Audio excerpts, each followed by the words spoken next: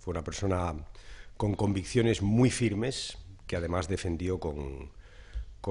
gran firmeza también, ¿no? Y es verdad que el contrapunto de esas convicciones es que algunas de ellas yo creo que no fueron muy buenas para los ciudadanos británicos. Pienso, por ejemplo, en el Sistema Nacional de Salud. Recordaba esta mañana, leyendo los periódicos, que en la inauguración de los Juegos Olímpicos de Londres, la ceremonia de inauguración fue una sucesión de imágenes de lo mejor de la historia de Gran Bretaña y hubo una parte dedicada al Sistema Nacional de Salud, del que los británicos están especialmente orgullosos, que Margaret Thatcher puso al borde de la ruina. De hecho, todavía no se ha recuperado de aquellos procesos de privatización que inició, que por cierto me recuerdan un poco a los que algunos gobiernos del Partido Popular están iniciando aquí. Por tanto, firmeza en sus convicciones y con algunas de sus convicciones profundos desacuerdos.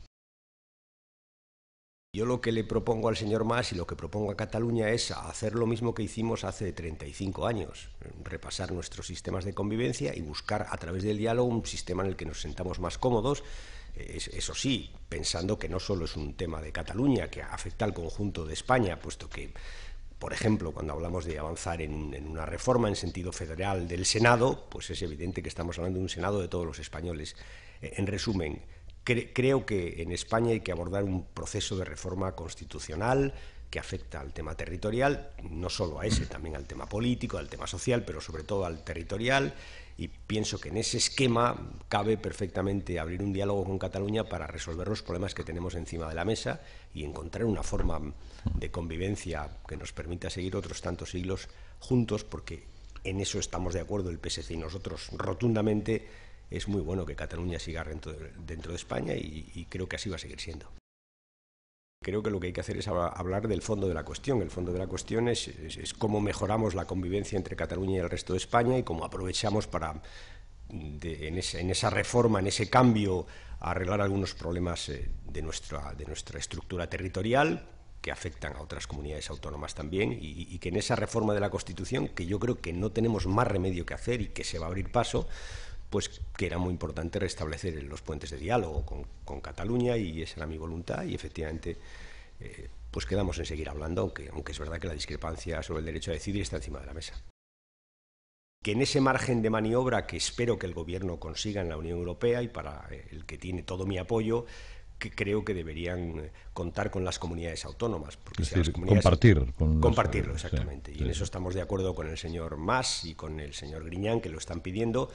y creo que es muy sensato. Si las comunidades autónomas tienen un presupuesto en el cual el 80% o el 75% son gastos de sanidad y de educación. Si no le damos un margen a las comunidades autónomas en esa lucha contra el déficit, lo que van a acabar haciendo es recortando sanidad y educación, y yo creo que eso es lo que no tenemos que hacer.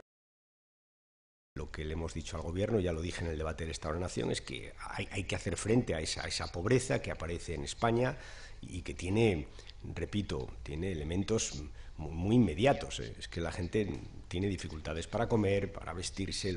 hay pobreza infantil, hay problemas en los comedores escolares. Este es el planteamiento, y creo que podemos perfectamente hacer un gran acuerdo entre quienes tienen las competencias, que son los ayuntamientos, las comunidades,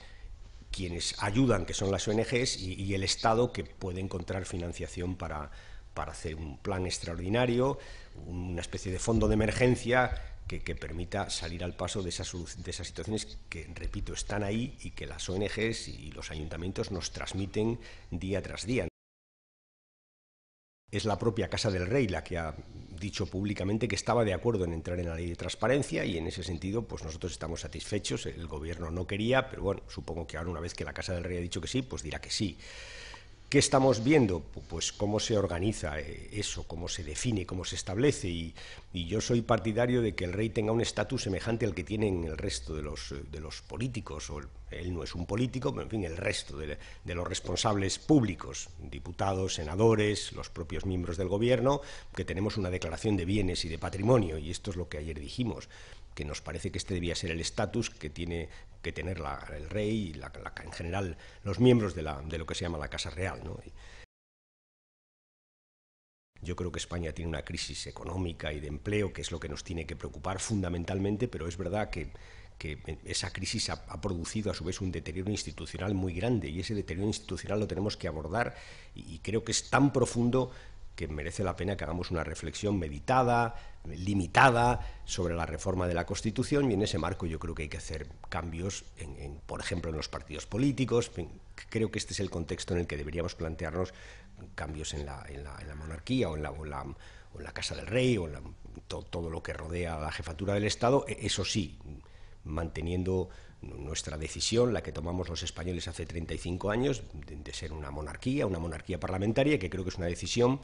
que sigue siendo plenamente válida. Y lo dice alguien que pertenece a un partido republicano, pero que hizo un pacto constitucional hace 35 años que queremos mantener en el tiempo.